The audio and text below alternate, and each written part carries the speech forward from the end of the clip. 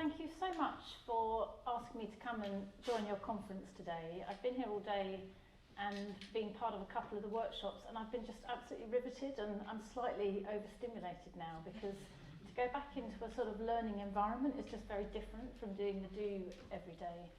But I've just been struck, there are lots and lots of things that you're all talking about that we talk about all the time. So I'm hoping that some of what I'm going to share resonates. I hope it isn't just too familiar and therefore dull. But the brief that I have been set is to think about how we can unleash what we call SMK social power, so the capacity of civil society. And I am going to briefly share some of our ways of thinking about social change and talk about what I think is impeding social power. And then I have come up with a 10-point plan, which I then want to ask you to check and challenge and stress test. But we're also going to ask another question, but all of that is to come. Just very briefly about me, because one thing I was struck by this morning, and I think I was in Claire's session talking about campaigners and language and so on, and you know, I've been working for 30 years and I'm still not quite sure what to call myself, and I think that is part of the territory of coming through a sort of campaign route, because it isn't really a sort of known professional pathway, is it? And I certainly don't remember the careers people mentioning it as an option when I was doing my O-levels, as it would have been then. But I have always been involved in change making, I suppose, and some of that time has been in the voluntary sector, but I quite early got involved with the United Nations when it had its big global conferences. I was working for government in the run-up to the Women's Conference in '95. I went in-house at the Body Shop for a few years, and I worked for a commercial social trends and forecasting consultancy. I've worked with policy and politics, and I've stood as a parliamentary candidate, and I've been chief executive of 2 organisations. So I guess your kind of, my sort of entry points and observational points to social change are quite varied. But I guess it is probably true that campaigner is what connects it all. Although I can tell you from experience that if you go to dinner parties and people ask what you do and you say I'm a feminist campaigner, it divides the audience. You're either very popular or not at all. Anyway, so the Sheila McKechnie Foundation, where I have been, it's my 7th year at SMK, SMK was set up about 15 years ago in memory of the late great Sheila McKechnie, who was of course a very well-known campaigner. And this is our proposition. We recognise that change very often begins in civil society, and that the power civil society has to drive transformational change, whether that's in a person's life or in society as a whole, is most effective when we work at our best without unreasonable constraint. And we coined that term, or possibly co-opted that term, social power, to express that potential that civil society holds. So we now work to a vision of a more confident and powerful civil society, and our mission is to unleash it. And I'm going to talk much more about a lot of the ideas in here. But just very quickly, the way in which we do that is that we are at root, really, I think, an organisation of thinkers.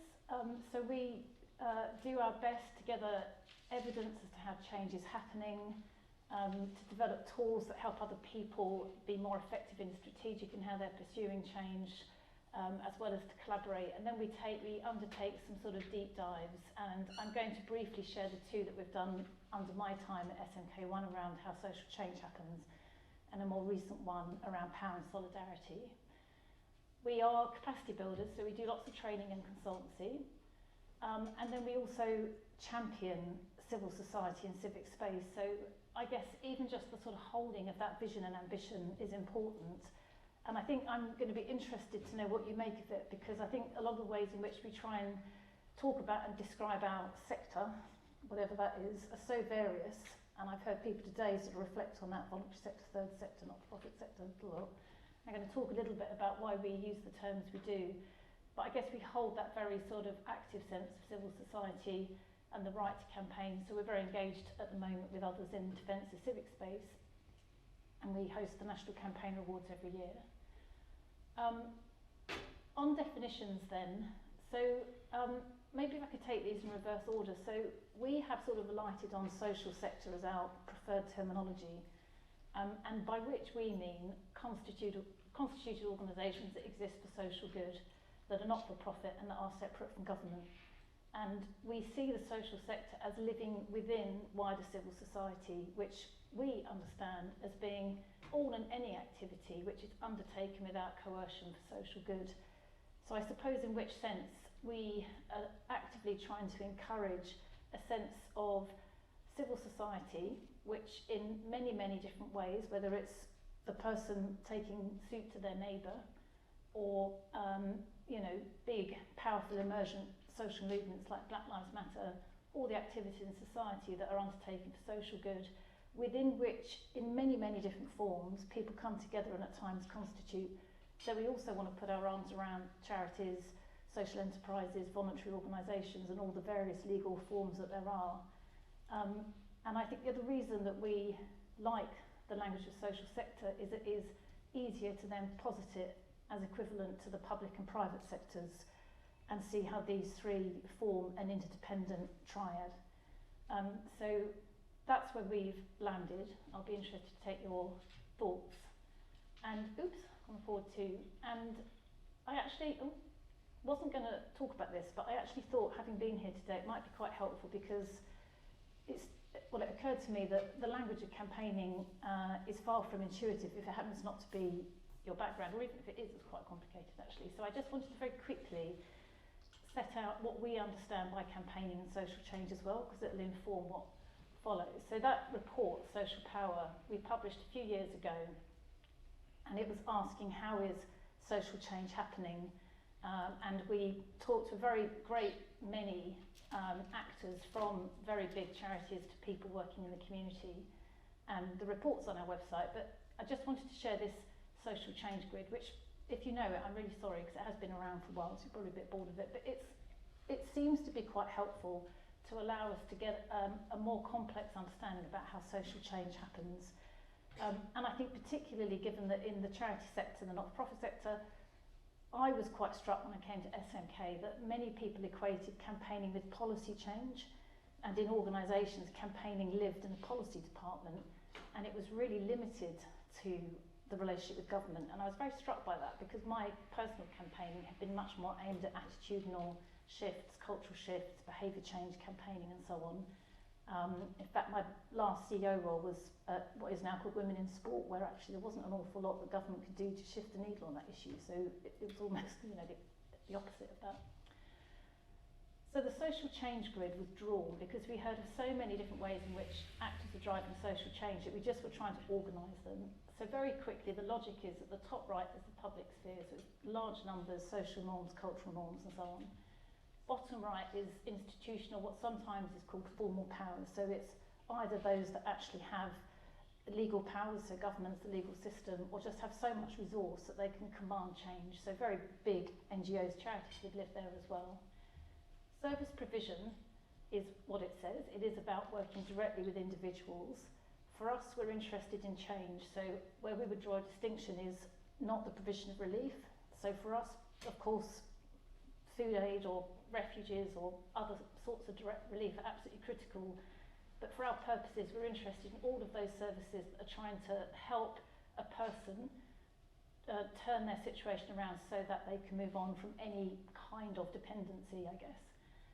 And then in the community, it could be either a geographical, place-based community, or it could be an online community. And all we did as a first step was just populate that grid with just some of the ways in which we heard people talk about the ways in which they were pursuing change. And this is far from exhaustive. You could keep adding things onto this. But it just serves as a really good way of reminding ourselves that the way in which civil society drives change is really complex. There are lots and lots of different tactics and strategies that we're using in pursuit of change.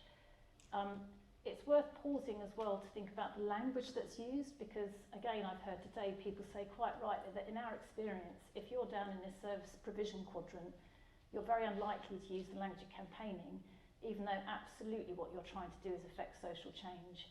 In fact, it's, you know, seen as being too threatening, and so it's actively avoided. Whereas you might well have a community campaign, but obviously on this side, we would very commonly talk about campaigning to raise awareness or change behaviour, or indeed campaign to change the law, or use the law to government and so on and so forth. So I'm not going to take too long on this, but there are loads and loads of ways in which people are acting to drive change. And then in the report, and since, we just sort of plotted out some instances of social change to sort of see, well, how do they typically tend to happen?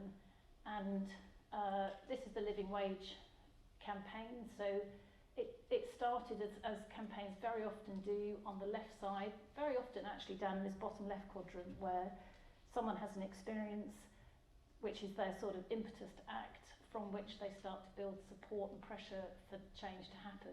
In the case of the living wage, it was started in the community by Citizens UK. And again, I'm not going to spend too long, but if you plot out instances of change, they would never be quite this tidy. They're a bit more like, you know, if you remember Linus and Peanuts and that sort of like the flies above his head, older members of the audience, it'd be a bit chaotic.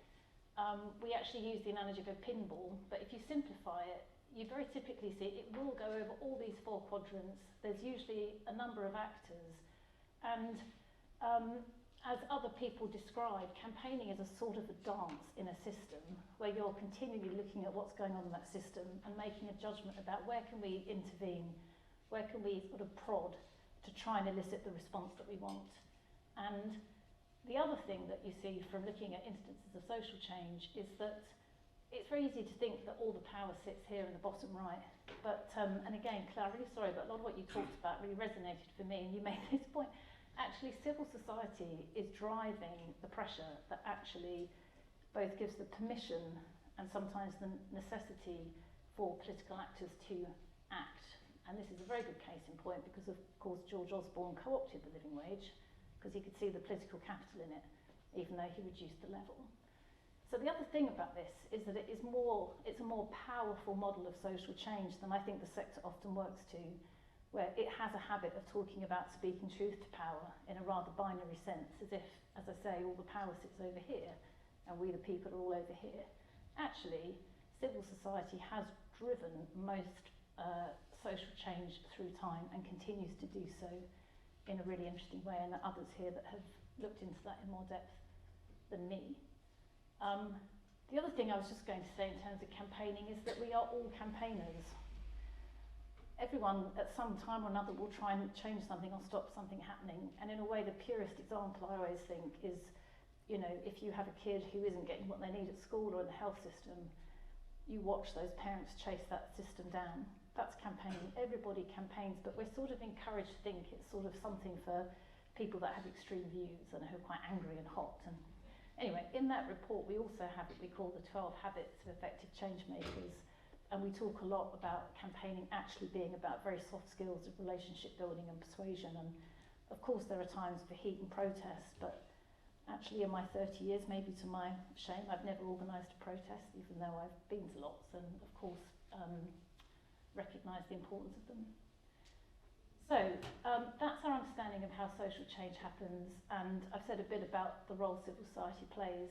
The thesis that I and lots of others I think would argue is that civil society is already working in a whole host of interesting and rich ways to generate social good across all of those quadrants of the grid. And there are so many brilliant examples of how with real creativity and often with very little resource, civil society and social sector are innovating to obviously attend to immediate need, but then creatively find ways of stopping those needs arising. And it seems to us that that demand on civil society is only going to grow, partly because we know that the demand from the population is growing as people get older, needs get more complex, but we also know that the welfare net is itself being cut in many ways. And you can sort of see civil society, I think this was really made visible through the COVID pandemic, is really sort of plugging gaps in an ever-growing way, and that is only going to grow. Alongside which, I think it's quite interesting to look at democratic engagement in terms of party political engagement and recognising that the membership of political parties is declining. My observation is that people are increasingly disinclined to pursue their values through party politics and looking at other ways to do that through social movements, individual campaign groups, and that civil society is actually stepping into that space in quite an interesting way. So the demand for civil society to play its full role in transformational change is growing, but our capacity to fulfill that role is being constrained. And actually, I would say depowered, to speak to the theme of the day. How many minutes is that? I don't. Yeah. So I think that there are a number of external as well as internal reasons why civil society is being depowered, and quite a lot of this has come up today in different conversations. So it'll be interesting to see whether you think the way in which we've sort of knitted it all together holds up. But there is a long-term trend around the funding of the sector and the relative decline in grant funding, even though funds for commission services has grown. But obviously that grant funding was, if you like, funding that just recognised the value of the sector and what it does and allows it to operate. And as we all know, that money has largely been taken away. And it has exacerbated all kinds of conflicts with, you know, the hand that feeds you and then being able to actually challenge and so on and so forth. But also approaches to performance management, which also came up in the session I was at this morning, that I think over the last few decades there's been a real trend for people outside the sector who want to invest, and often philanthropists, to say, you know, I want to give you my money. In order to do that, I need to understand best return on investment. I'm used to that being shown to me in pound signs, so you need to go away and show in very clear terms where the best economic return on investment is, which has sort of driven, I think, I mean, of course impact matters, but driven a sort of reducing everything down to things that you can count and try and put some sort of pound sign by.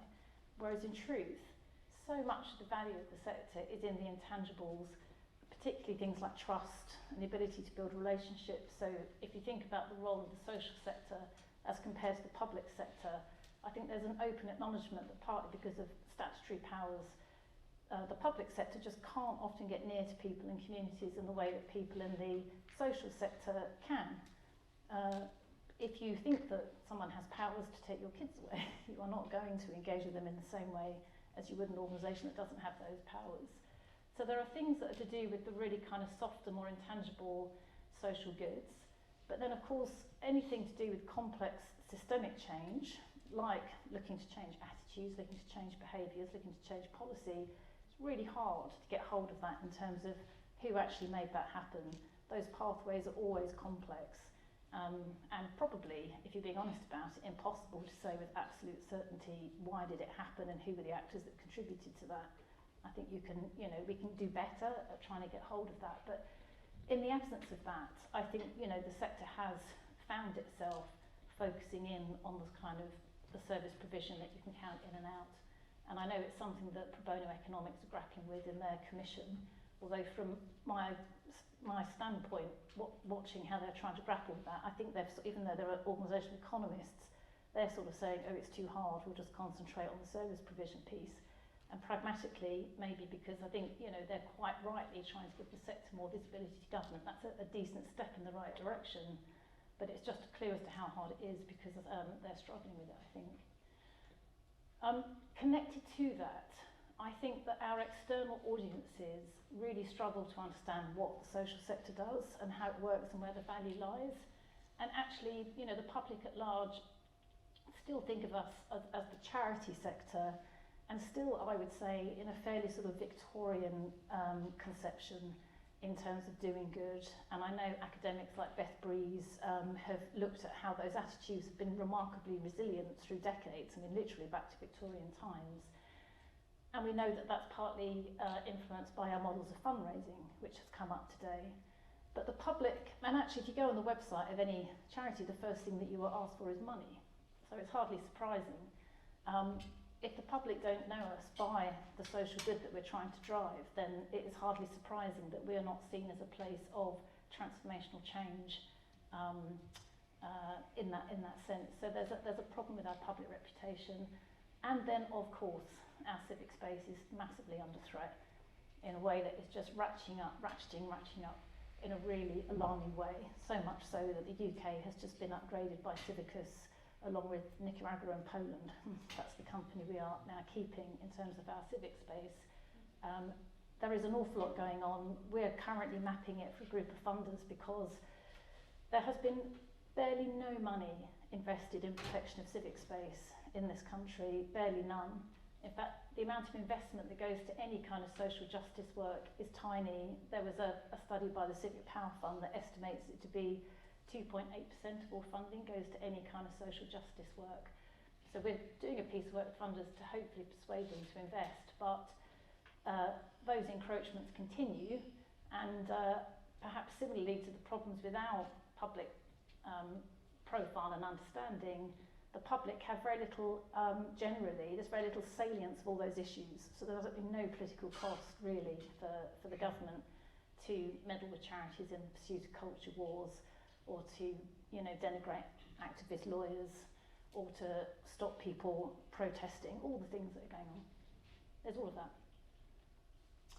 Internally, one, two, the other way. Thank you. Oh, it's stuck. I don't know, it's bored.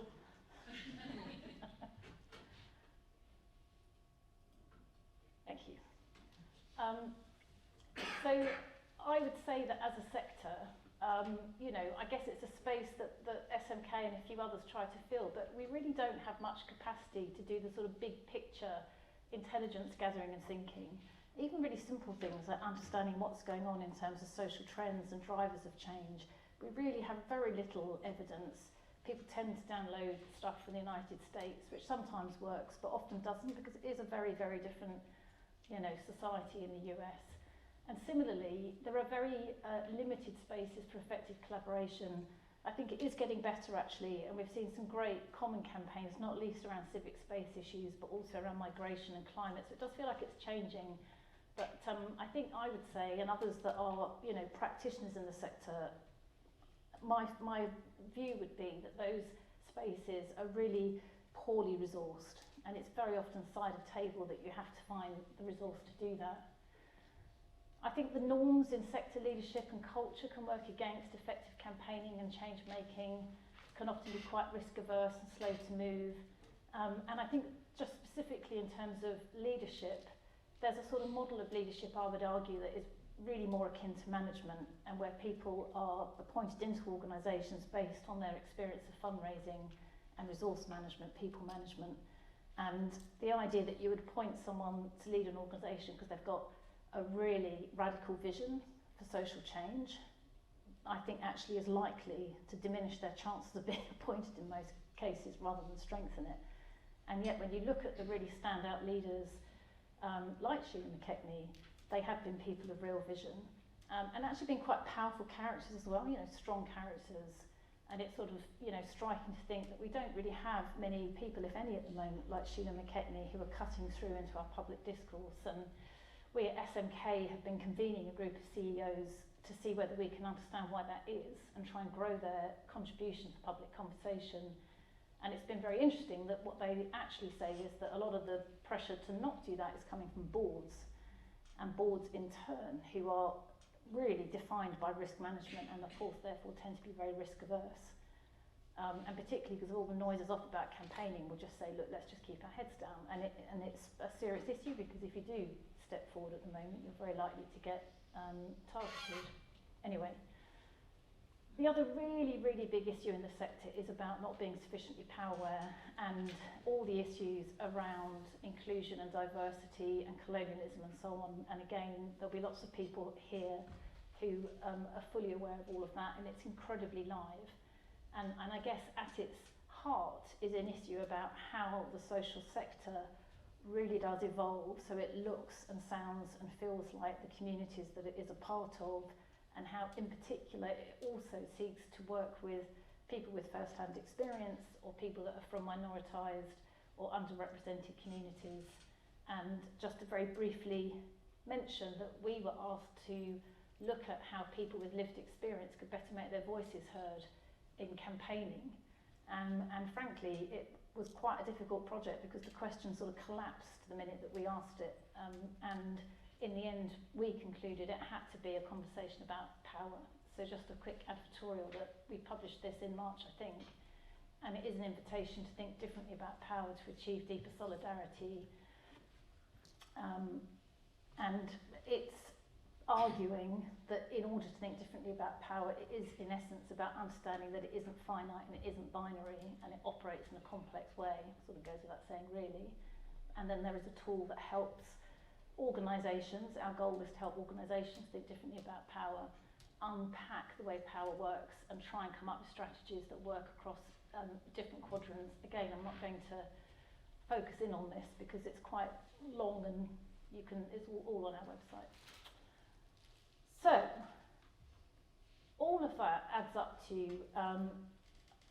a position where I currently think our sector, to be a bit melodramatic, is in a bit of an existential crisis where it either changes so that it really has got public support, it is viewed as being legitimate by a new generation of activists that are coming up, and that frankly it can actually step into the opportunity that lies ahead of us, or not.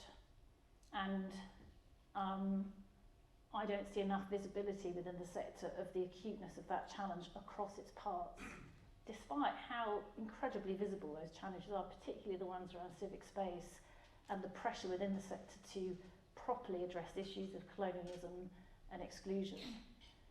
That if we don't attend to those things, I think particularly for established charities, their days will be numbered, and we know some of them are falling because of those internal challenges, but I just think that they won't actually be able to operate in the way that they were conceived and set up to do, which seems a massive shame to me, because I think there are some who think we don't need those established organisations, we can just actually work with social movements and emergent movements and communities and so on.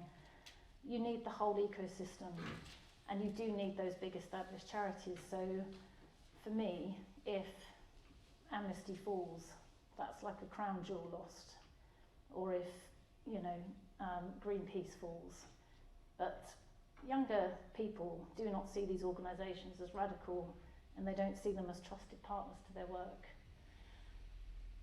So in a rather sort of confident way, I thought, well, what needs to happen? So I came up with a 10-point plan on the train yesterday, so I can't say I've given this extensive thought, so hence why I thought, well, you're all very thoughtful people, I'll hand it over to you and you can have a good long hard think about it and see whether we think it holds up. So I'm sure I must be approaching the end of my time. So I'll quickly go through them and then hand back, because you've got 2 questions to ask, haven't you? But the things that I think are key to unleashing the social power of civil society is to remember or redefine who we are as a sector, and a sector rooted in both the provision of relief, absolutely, but also an unswerving determination to drive reform.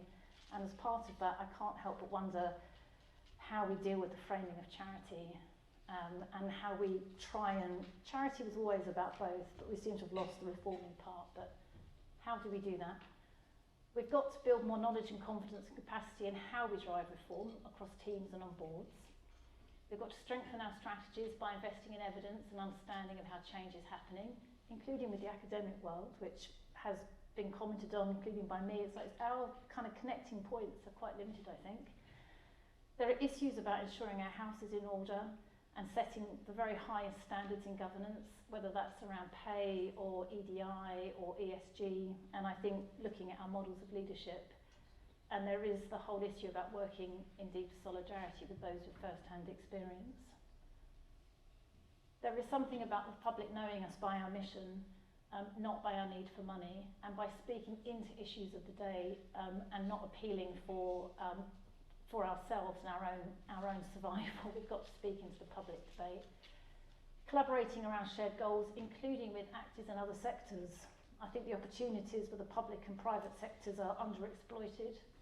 We've got to protect civic space, that's absolutely foundational, defend rights, protections and freedoms, and tackle this issue of demonstrating value by finding ways of getting hold of the whole of what the sector does, not just the service provision. And then I think also evidencing and celebrating the steps that are made towards social change wins and making them visible, because actually we are at the same time building pressure and making change happen, and probably much more than we ever realised, because it is so invisible. I'm fantasising still about a hall of fame for social change activists where you can go and hear stories of social change. I guess the People's History Museum in Manchester is the closest thing, but even that's quite a sort of a look back, typically. So I hopefully put them all on one slide, but that's my view on how we unleash social power.